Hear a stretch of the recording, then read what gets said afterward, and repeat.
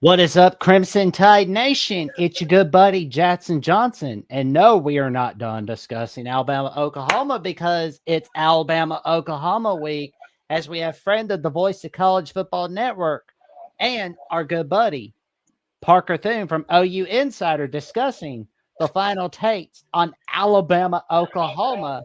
And let me tell you something, you're going to be in for a wild ride. How you doing today, good buddy? Fantastic. How about yourself? Oh, I'm doing all right, man. I'm doing all right.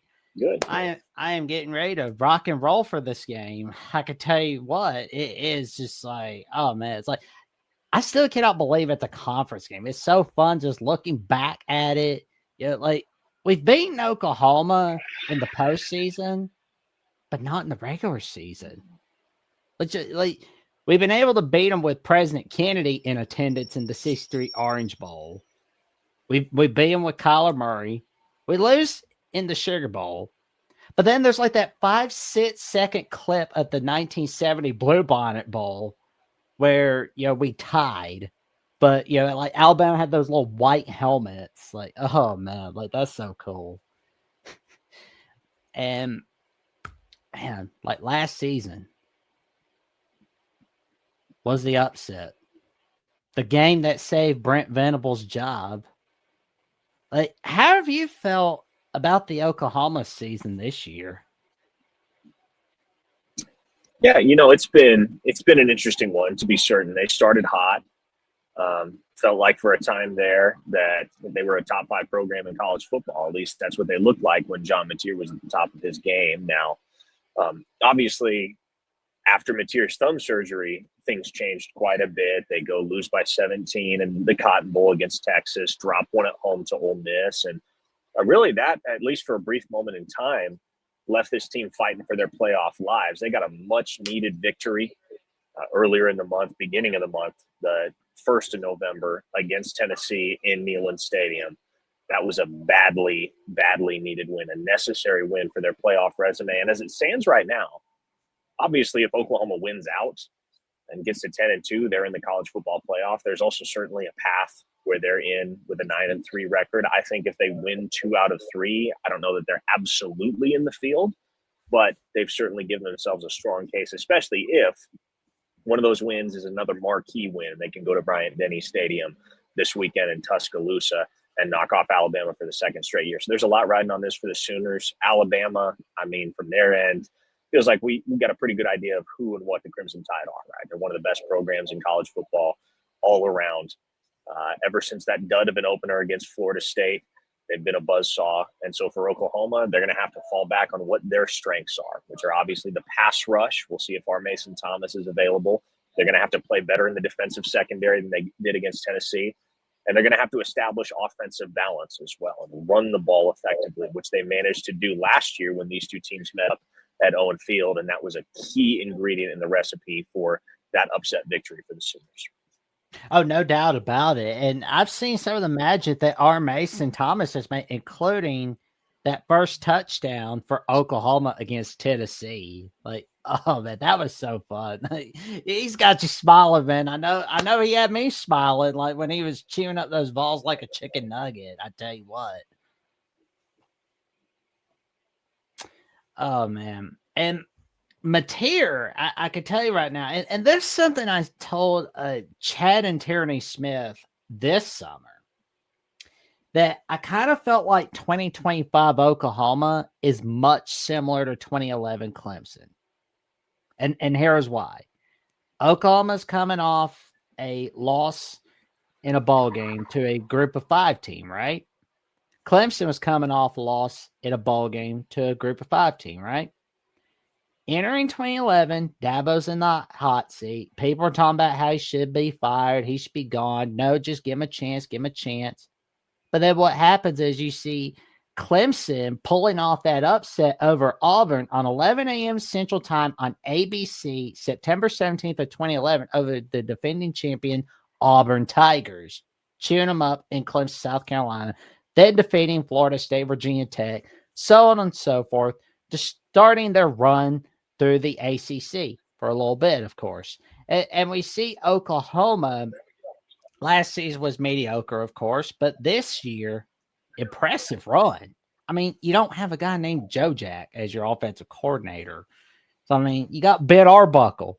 You're getting that Washington State magic coming over to Norman, Oklahoma. You got John Mateer coming in, and it sucked that he had that thumb injury. And he had surgery on it. He's back, of course, but I has it affected his play this Yeah, season? I mean, I think it's certainly fair. He hasn't acknowledged that himself. He's been very adamant that no, the thumb is not the reason for my struggles, and he did struggle there for a 3-game stretch immediately following his return from the surgery. I think it's only fair when you look at the numbers. You look at what your eyes tell you, the eye test, the way that he played, the manner in which he played. I guess the style with which he played post surgery as opposed to pre surgery. It's only fair to conclude that that thumb injury lingered for John Mateer. When he came back against Texas, that was music to the ears of Oklahoma fans when they found out he was going to be active for the Red River Shootout. But I thought it was very clear in the Texas game and the couple of games that followed that Mateer just wasn't himself yet. I think what you saw in the second half of that Tennessee game is a guy who's starting to find himself once again, a guy that's starting to recapture that early season form. And that's happening at a very timely juncture for Oklahoma because when you got the road victory over Tennessee, that's a big resume booster in the playoff race. And now the toughest test the rest of the way is the test this coming weekend in Tuscaloosa. So in order for Oklahoma to withstand that test, they're going to need the same John Mateer that we saw earlier in the year. Oh yeah, I mean he's gonna have to rock and roll against Alabama, but a key to victory for Alabama is put a ton of pressure on Mateer because if you do that, you're really good to go. And as I stated with Chad Tierney and Josh Mahler on Monday night, the key to victory for Alabama is put a ton of pressure on John Mateer. You do that, you're good to go. And also for Oklahoma to put a ton of pressure on Ty Simpson and make Alabama run the ball. You do that, you're good to go. That is a key to victory for both teams. What do you think about this? Yeah, I think when you look at the way that these two teams play, what their respective strengths are, I think as I see it, and you can feel free to correct me if I'm wrong, I think Alabama's big strength is the presence of Ty Simpson. I mean, he's one of the most effective, one of the most efficient quarterbacks in the country. You look at that touchdown to interception ratio, it's sparkling. He didn't play well against Florida State. I didn't feel like anybody really played well against Florida State for the Crimson Tide. But again, since then, he's been lights out. And so for Oklahoma, their calling card has been the defense, and more specifically that pass rush. And so can you disrupt Ty Simpson's rhythm? Can you get him out of rhythm? Can you force him to speed up the decision-making process in the pocket? If Oklahoma accomplishes that, well, then you've taken Alabama fastball offensively. And with as effective as Oklahoma has been all season against the run, if Tyson is has the opportunity to seize the bull by the horns and really control on the road. So that's going to be what's pivotal for the Sooners is getting after Simpson early and often and making sure he doesn't have the chance of something, because if and when he does, you're in trouble. Oh yeah. Ty Simpson made him all robot-y for a moment. Oh man. But I will say though, like that defense of Oklahoma, like it's been really good. But and I also talked about Monday night. Alabama's been impressive on offense with the red zone numbers, but Oklahoma has as well. They have. In fact, I believe they have scored on red zone possession this season. So that's an offense that when they get down into the red zone, they're going to punch it. Buckle seems to really in his back get down. Uh-oh. The Sooners don't find the end zone. They do have one of the most reliable kickers in the country in Tate Sandell that back on. Then Gardner attempt of the year at last 8 games minus 4 record. So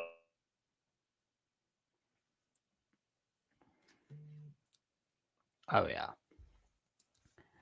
Let's see where. Oh, he stopped for a moment. I'll be doggone. Oh, but yeah, like the defense, like the red zone offense, it's just been tremendous numbers for Oklahoma and for Alabama. It's been impressed with it this season. Like, oh my word! And I saw where Alabama missed a couple of their red zone trips against LSU, but there again, it's like we're both in the top 25 on red zone offense. That's always good to be there. It is.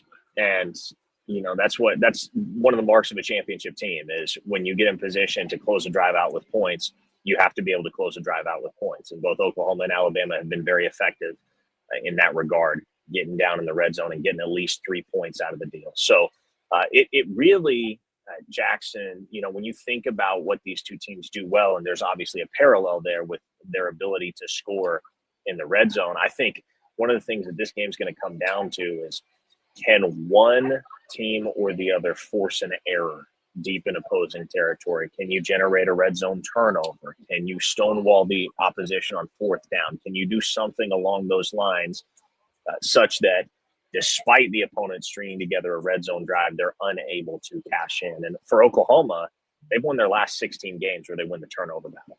And so if that's an area, again, where the Sooners can take care of business on Saturday and they can force a turnover here, a turnover there, they can knock the ball out of Ty Simpson's hands, or they can step in front of a pass for an interception.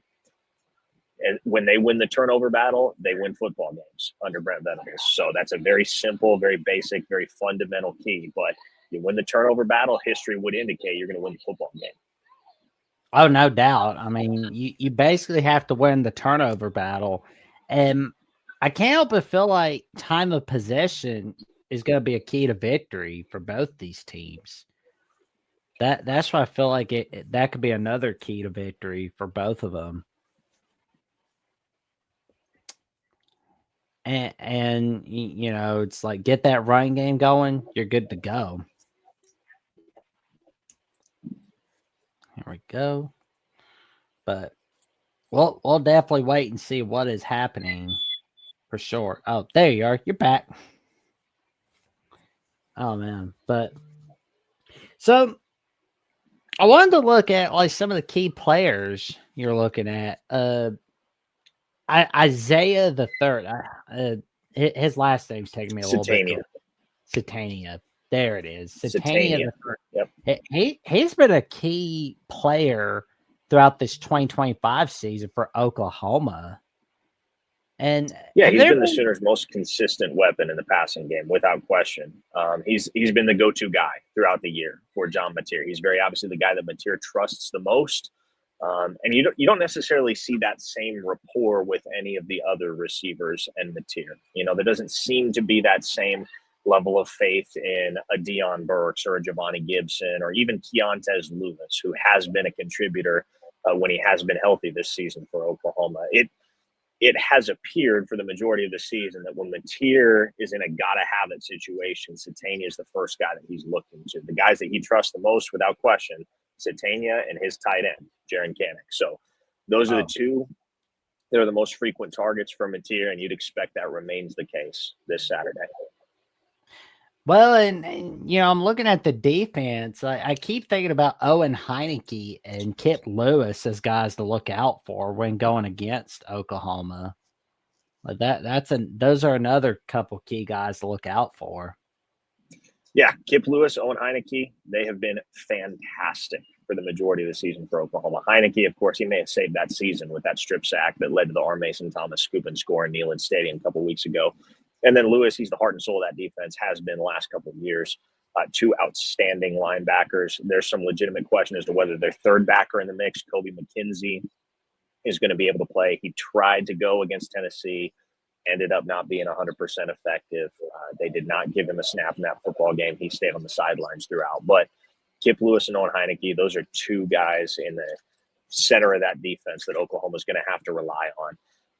and have to get strong performances from if they're going to win on the road. Oh, no doubt. And of course, like the key guys to look out for from Alabama are Yahtzee Pierre and Justin Jefferson and LT Overton. Like those are guys to look out for as well. I get excited just thinking about watching them. It's like that. They just been rocking and rolling throughout the year.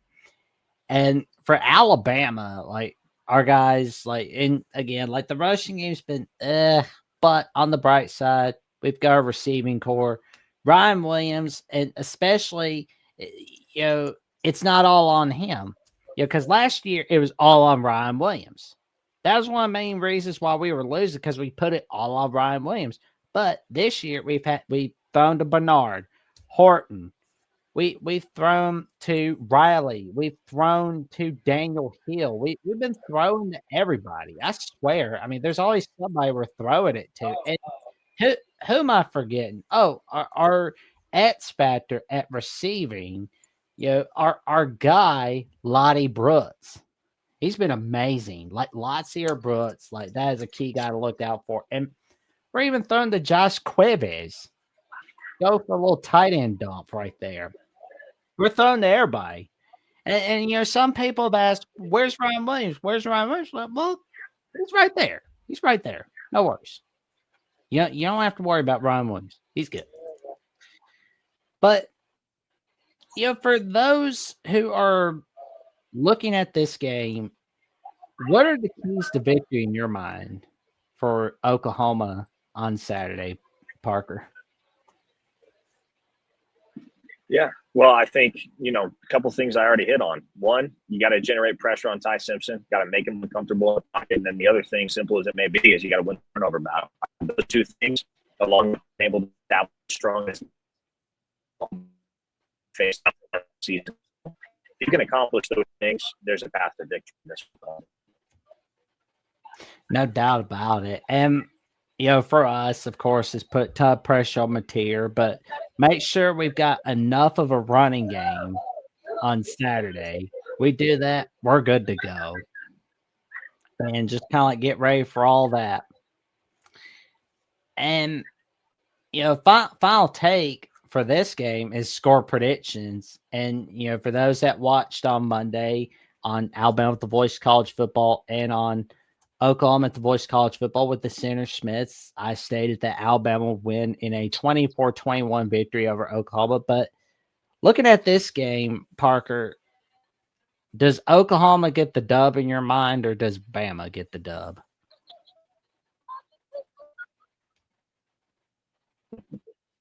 Oh, yeah. I mean, it's fantasy. I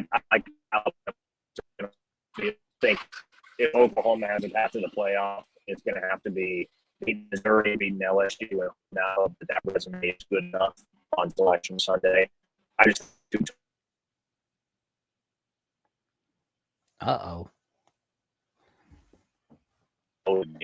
to return the favor after Oklahoma beat them last year at Owen Field. So I trust Alabama more than I trust Oklahoma at this juncture. I think the Crimson Tide get it done all 27-20 is the final score in the Tide's favor.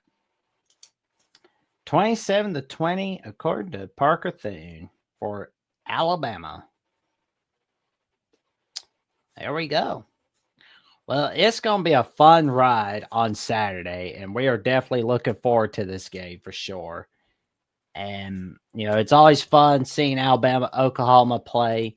I don't think they're playing again in 2026. I'm not sure. I know we are. My bad. No, we're not. It's been quite an adventure. Like I am embracing more Alabama Oklahoma matchups. Like because it was like ever since Oklahoma joined the SEC, I thought to myself, man, we're gonna get to play Oklahoma as a conference game. Nice. But well, as we sign off on this video on Alabama with the Voice College Football, Parker, what magic are you cooking up on Sooners Insider and on KREF Sports? What have you got going on this week, good buddy? Yeah, always covering all things Oklahoma in a very comprehensive sense, both from 12 to 3 p.m. on KRF here in Oklahoma, and also over at OUInsider on the On3 network. So you can follow me on Twitter at Parker Thune. Keep up with all my work there. And again, go check out OUInsider via the On3 network for all of the good stuff, all of the inside information on Oklahoma recruiting, and so much. So appreciate the opportunity to jump on, Jackson. I have no doubt we'll do it again. Oh, no doubt about it, man. It's fun hanging with you as always, man. And tell your friends, your family, and the cashiers at Publix about the magic that Parker Thune creates on Sinners Insider, on OU Insider, on 3/Rivals, and on KREF Sports. I listen to Parker for the magic he creates on each of these platforms, and you should too. And of course, you can check me out on Jackson Johnson 979, where I've got magic on the Jacksonian, where I'll be joined by Kyle Lemus of E2C Network, and much, much more. And I hang with my buddy Sports Talk with Austin for pits analysis and final whistle. And for more updates, what I've got going on Alabama with the Voice of College Football, the Jacksonian, and other adventures at the Voice College Football, check me out on Jacksonville CFB, on /Twitter, and on Instagram and Threads at Jackson Johnson 543908. Note to self, I'll have to change my Instagram profile before the end of the year. And with that being said, we wish you all a happy weekend coming up as Alabama can get this dub. And with that being said, we want you to like, comment, subscribe, click on the notification bell so you never miss no video right here on Alabama with the Voice of College Football, because we're building a top-notch community. We're building it for all of you, and we want you to come on in. You're always welcome. Always, and we've got magic on the live show Monday nights with Crimson Tide Live with Jeffrey, Trevion, and myself. There's Primetime Live Tuesday night, 6 p.m. Central Time with Trevion and myself and another guest, of course. And then there's the call-in show Thursday nights, 9 p.m. Central Time, as Jeffrey and I take your calls on the Crimson Tide. And on Saturday is the Alabama post-game show for Alabama, Oklahoma. We've got it all. We've got it all right here on Alabama at the Voice College Football. And with that being said, we wish you all a happy weekend coming to you. And roll Tide!